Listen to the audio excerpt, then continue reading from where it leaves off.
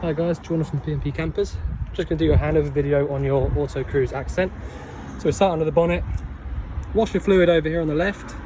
Power steering fluid under this cap here. Brake fluid is in this reservoir here at the front. And the engine coolant is here at with the pink fluid inside. We have topped that up to the proper level as well. Engine oil goes in through there. And then you can check your oil from the yellow dipstick here at the front. Your engine battery sits under the floor in the cab, so to get to that you need to positive from here and negative from here. So that's how you jump start the van. The actual bonnet release for this one is inside the passenger door just here. We carry on now. Step comes out from the step button just here at the top.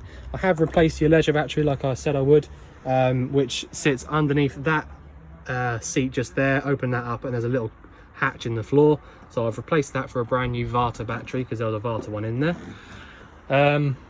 Table stands up there on its own, or it can sit here along this bar down here. Fresh water drain is down here, so this is the one of the two blue ones that was on it, but we've left this one blue obviously because it is the fresh, and that is all working as it should. So you just need to hold this part and turn this bit at the front. So you can see it's closed at the moment, and so you need to turn it to the open position if you want to drain that out.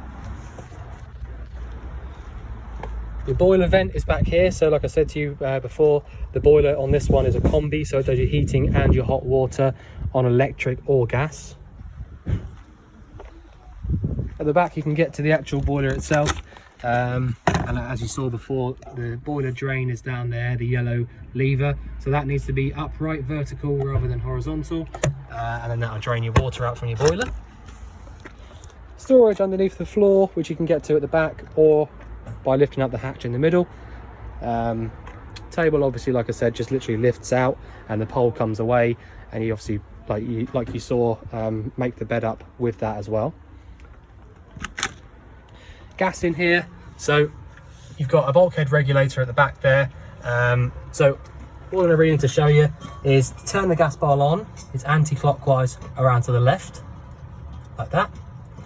And then if you don't get any gas coming through, just push this green button on the regulator in and hold it for 2 seconds. If you still don't get any gas coming through, push and hold this button for 2 seconds as well. It's just basically air pressure releasing, but that's it.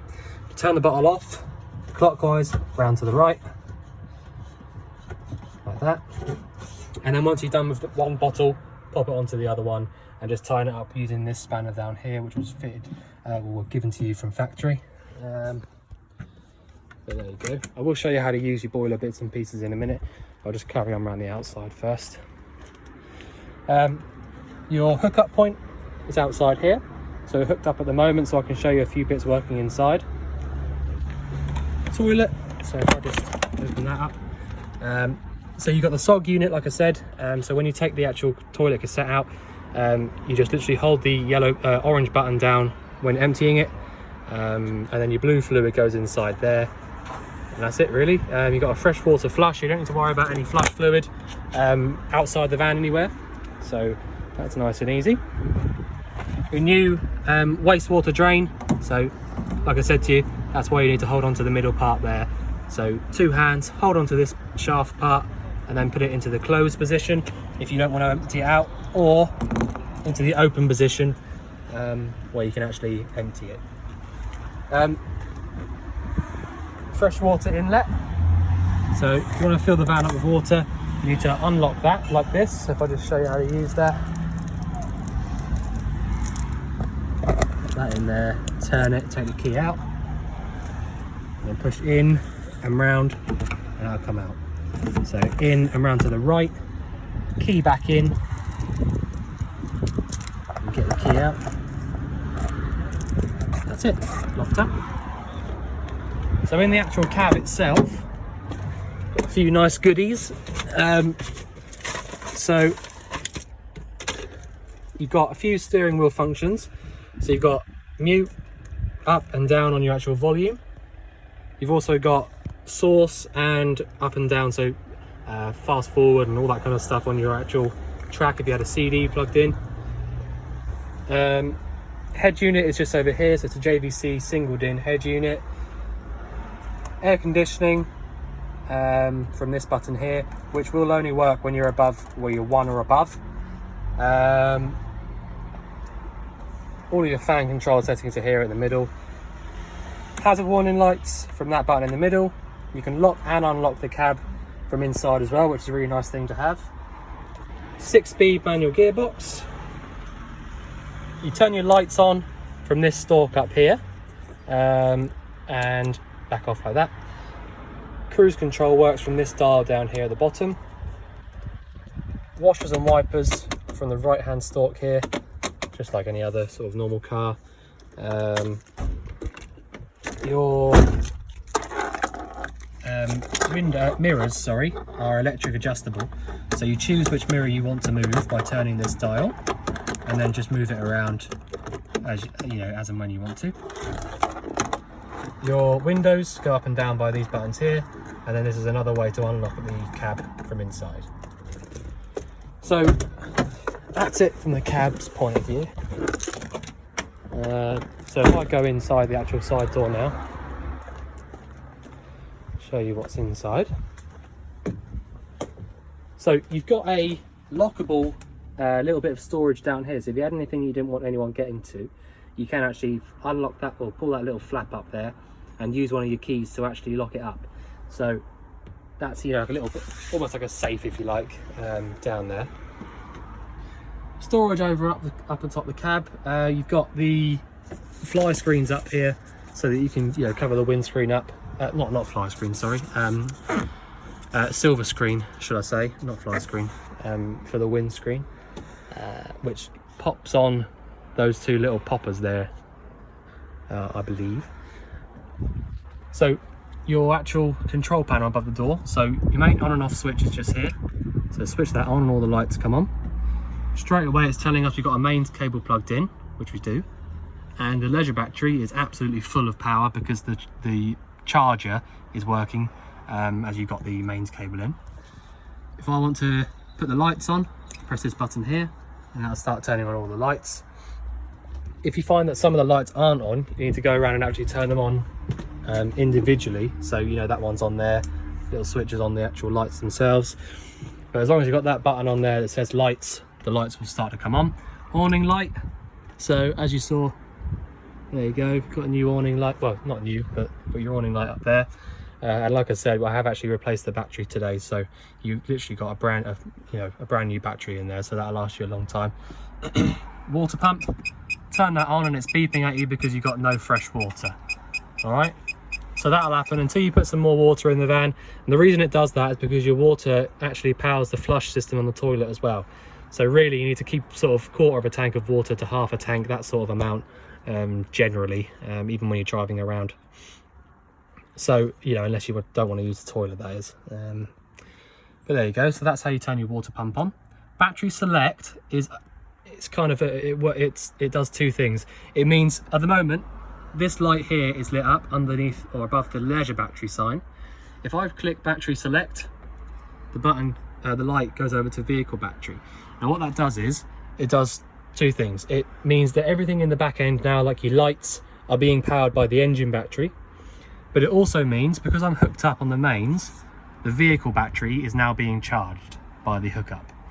So if you had a really flat engine battery and you had a hookup cable available, you could actually plug the hookup cable in and then press battery select and choose vehicle battery to give it a little bit of power. All right, it'll start to charge the actual vehicle battery up. But for the most part, you want to be over here on leisure, because that way your engine battery won't go flat if you haven't got a hookup cable plugged in.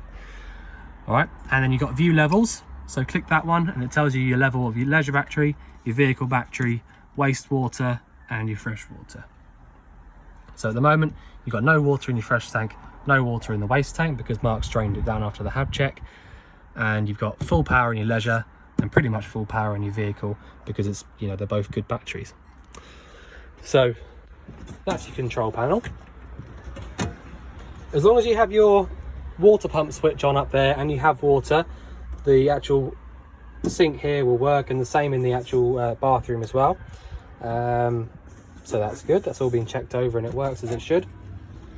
The gas obviously has to be on for this to work as well, the actual cooker. Sorry, there's a noisy bike going past. So to actually light these up is really simple, just like any household cooker.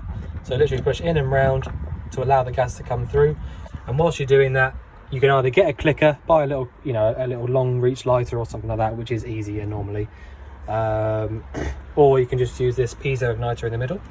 So push that to get a little spark jumping between those, and that's it. That's how you light those up, nice and easy. You've got a 3-way fridge, so if I just sit down here so I can show you. So 3-way because it works on gas, electric hookup, or 12-volt electric. So what you need to do is either get the fridge cold first via the gas or the hookup, and then choose 12-volt for when your engine's running only. All right, so the 12-volt symbol down here, so if it was in this position, isn't doing anything right now because the engine isn't running. All right, so until you start the engine up, the 12-volt isn't working, but as soon as you start the engine up in this position, your 12-volt element in the back of the fridge starts to warm up and then cool your fridge down. If you have the hookup cable plugged in like I do now, you want to have it here, so it's using the hookup cables element. The 12-volt element doesn't get the fridge cold on its own, so like I said, that's why I said you have to have the fridge cold first, either via these, you know, one of these two. But the 240-volt element will. So if you had the fridge full of stuff, probably 3 or 4 hours or so, and then the electric element will have got the fridge nice and cold, and then that way you can turn it down to here when you're driving to where you're going. But anyway, so when you've got a hookup cable plugged in, you want to have it here. If you don't have access to a hookup and you want to use the fridge on gas, turn it to this symbol here, and then basically push and hold on this one, and then it will light up. This little symbol, this little bit in here, will go up into the green when your gas is actually lit up. But yeah, that's it. I mean, really, the main ways of using the fridge is if you have a hookup cable plugged in, just leave it there, and that, you know, that'll just do its own thing. Or when your engine's running, like that. But for the most part, you want to leave it in the off position there. You can't use it on gas when your engine's running or you're driving, because obviously that's dangerous. You know, you have a flame back there that's going to be, you know, all over the place. But yeah, so that's the fridge. Your boiler is actually quite simple when you get the hang of it. The top one here, where it says combi, is the actual boiler controller, so it tells the boiler what to do. All right, and the one below that is combi E, which stands for energy. I don't know if it actually stands for energy, but that's what I call it. So the one on the bottom is the energy selector. So in its position at the moment where it is, it's just facing towards this little gas symbol. All right, so that means gas only. If I had it up 1, that's electric only. If I had it up 2, it's electric only, but it's a bit more electric. If I had it down 1, it's both gas and electric. Down 2 is gas and 2 electric, so just a bit more electric again with the gas at the same time. So again, for the most part, you're going to want to leave it in the gas position or the electric position, all right, depending on which one you have. So if you had a hookup plugged in, like I do now, I'd have it up here at the top, and then I would go through and choose what I want the boiler to do. All right, so just saying you're in the same position as me now, and I've got a hookup cable plugged in, but I don't want to use the gas. Then I'd have this bottom one here at the top, and then I would go through, and if I wanted to heat the water up, I'd go up 1 or up 2, which up 1 is 40 degrees hot water and up 2 is 60. So that's how that works.